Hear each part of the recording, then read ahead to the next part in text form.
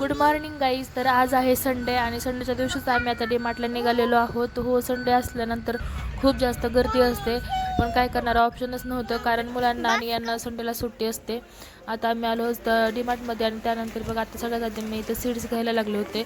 मला घ्यायचे होते पंपकिन सीड, चिया सीड्स आणि या बाकीच्या पण बऱ्याच सीड्स वगैरे घ्यायचे होते, तर ते घेतलं.